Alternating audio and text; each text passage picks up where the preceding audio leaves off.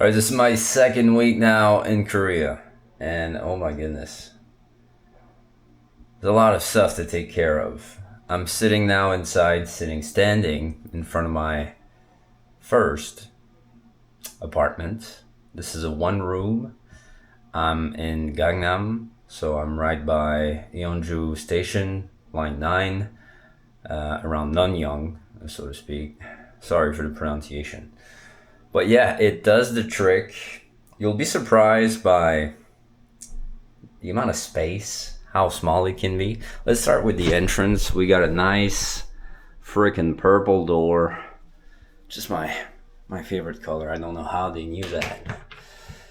It's a bit of storage going in, nothing too fancy. That's the area to put your shoes on, because in Korea, no shoes inside. Going up now to the kitchen. Okay, you notice every time there's a washer usually by the kitchen. It's only a washer. There's no dryer, so I'm gonna have to get a rack for that. We got 2 burners here. These heat up pretty damn fast compared to what I'm used to, so that's good.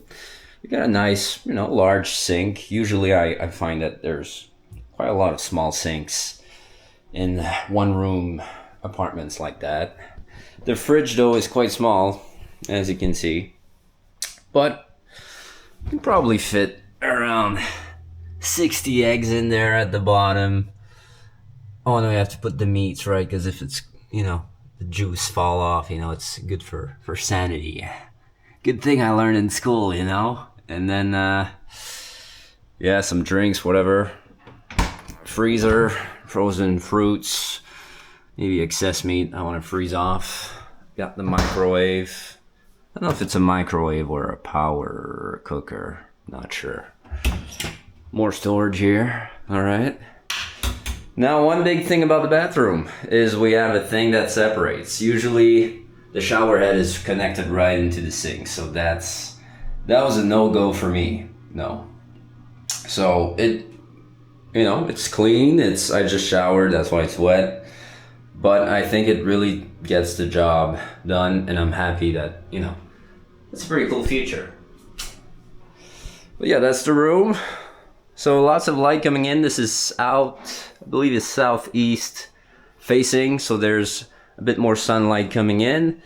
I would say that's a super single bed. You got like the small TV there. Can't figure out the freaking remote. I think I need to change batteries, but there's Netflix and all that in there.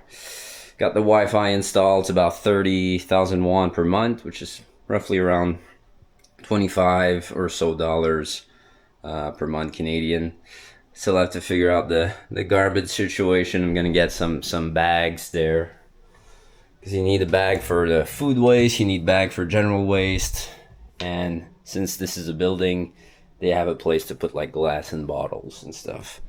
Yeah, and that more storage here. So lots of space to store stuff, especially if you're a single guy, you're minimalist, you don't have much stuff to store. It gets the job done. And this, believe it or not, right in the middle. Like we're very into Gangnam here, which is like the hub where everything's happening here, and it's busy. It's more like, feels like a city, a concrete jungle, but it's also close by to other traditional sites that you can see in Seoul. But yes, I'm paying per month. We call this in won, so that would be 770,000 won. That's the monthly rent. So that would be in the high $600 Canadian. On top of that, there's management fee for the building, which is around 70,000 won. There's I have it here. I believe the internet, like I said, is 30,000 won. And yeah, in total, with electricity and utilities and all that, it'll be roughly 920 Canadian dollars per month. Downtown. Good location. It's clean. Like, knock on wood, no cockroaches, no mold. And yeah, we're in the summer, so might need to use the AC quite a bit, but no need to heat the floors or anything like that. So that expense might be on the low end. But yeah, I'm really happy. Oh, more storage here. So yeah, this is the place, and this was my first night last night staying there. And yeah, lots of stuff to take care of. Gotta go to immigration office to now change my address. Now I gotta wait for the ARC, which is the Alien Registration Card, which I'm gonna be able to get on May 15th. With that, I'll be able to get a bank account, probably at Hana Bank. And then from there, I'm gonna be able to just transfer money from Wise, which you transfer Canadian dollars from your Canadian bank into Wise, then you convert into Korean won, and then you transfer to your bank account here. And when you have that, it's going to be easier to pay for certain things, less possible extra rates, as far as taking money out and things like that. But as far as paying bills with electricity and stuff like that, it's much easier with a Korean bank account. And yeah, from there, just got to get used to order groceries and stuff out here. You need to have Coupang, which is the app. Just is like Amazon, but it's almost like on steroids. Like there's literally everything in there that you can think of. Like you can do your groceries there, but you can also get home appliances and stuff like any range, right? You can get creatine. Got my creatine all max. But if you get something from international, like overseas, you will need a PCCC, which is like sort of a number that you'll get asked. You'll get asked because if you're a foreigner, you need that, which is associated with your ARC. So if you don't have that and you buy it, it might be on hold or something because you don't have that PCCC yet. So I would maybe hold on until you have your ARC to order stuff from overseas on Coupang. Yeah, that's kind of been the takeaways so far from week 2. Now just getting into the habits of maintaining a routine. So I joined the gym. Probably put some footage one day about that gym. It's called Able Gym by Gangnam Station. I like it. I paid for 5 months up front. Came to about 67 Canadian dollars per month for that 5-month period. So got the gym. Yeah, just getting into the routine of getting some work done. Like making videos like this, or just finding time to build more of my offer around fitness. I actually build a system which is going to be able to give you a 14-day protocol around what's your bottleneck right now around fitness, nutrition, health. So it's going to ask you questions around your lifestyle, your gut health, and your current fitness level, your body measurements and all that. And it's going to spit out a protocol based on my knowledge, based on what I researched and what I'm applying myself. So think of it like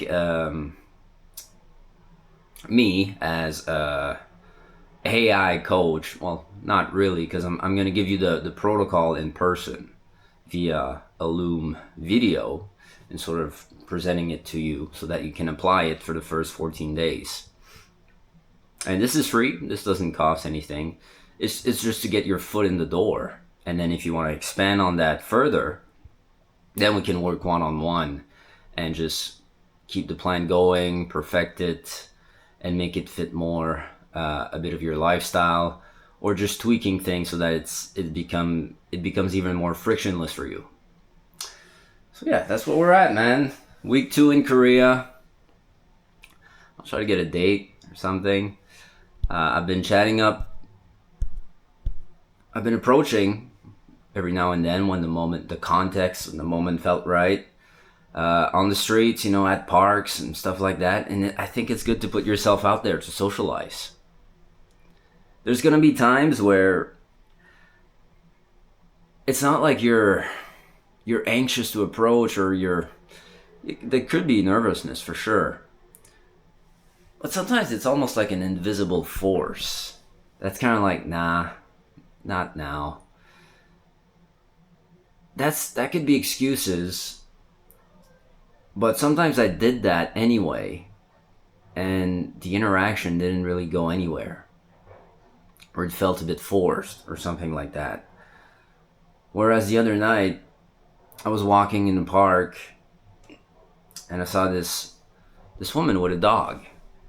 And as I walked closer, the dog was kind of looking at me. It was curious, and yeah, I started just petting the dog, and then that naturally led to a 30-40 minute long conversation. Yeah, we had a great time, and we'll see where this goes. I may contact her and do something with her.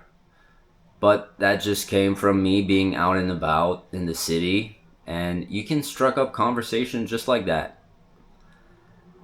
Like, sometimes it's like the importance of, like, I need to talk to X amount of girls today.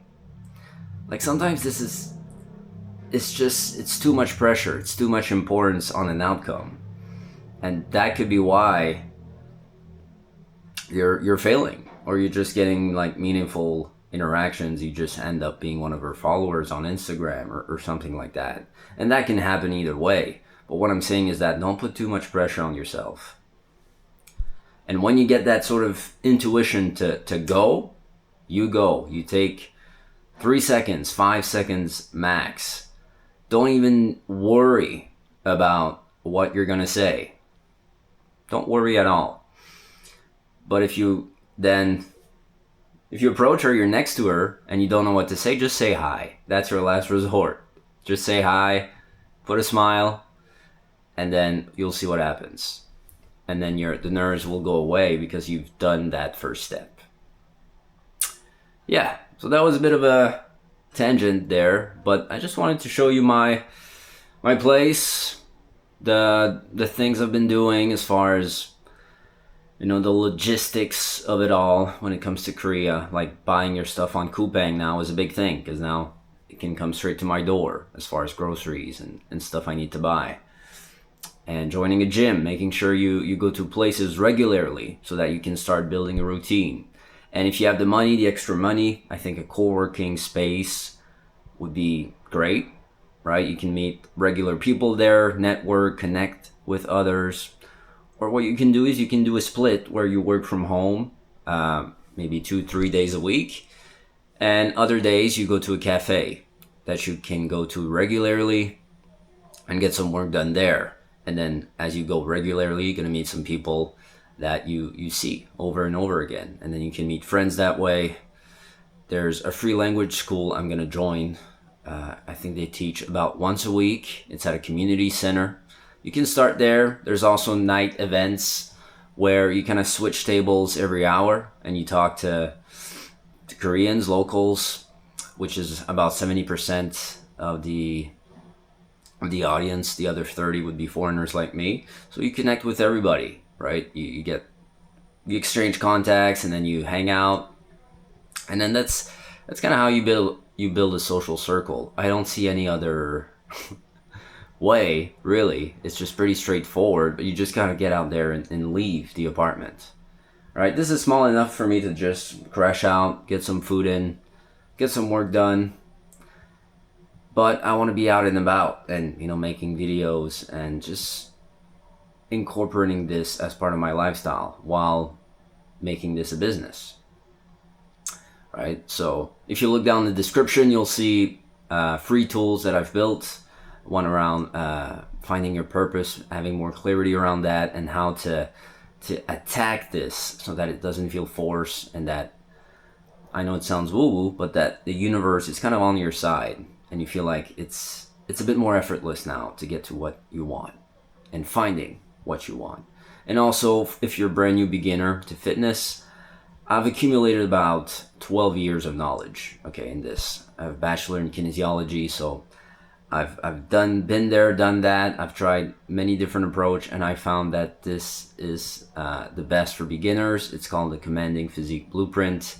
I touch on anything from nutrition, calculating your maintenance properly, and then starting off with a good macro protocol that everybody should start on, that I think will help anybody, no matter where you are. And then there's bonuses in there, one around cortisol, sleep management, if you need to restore your metabolism back to its baseline, and other bonuses like that. And then finally, a 6-week fitness routine targeting mainly muscle endurance with a high tempo, a high time under tension, and then how do you progress around that.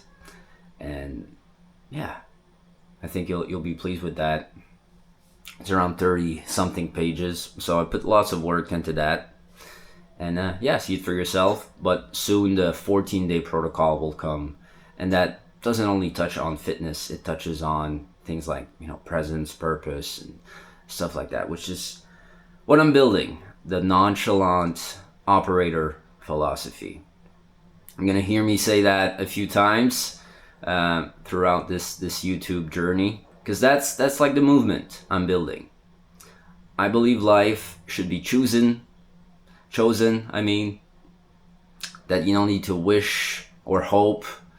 That fate is just a concept for people who've given up on their dreams and want reality and want just life to happen to them, and they think everything is predetermined. But I don't believe that. I believe that you can choose who you want to be. And yeah, I think with this philosophy, from body to presence to purpose, you can really become the leading man of your own life. So that's it for today. See you on the next one.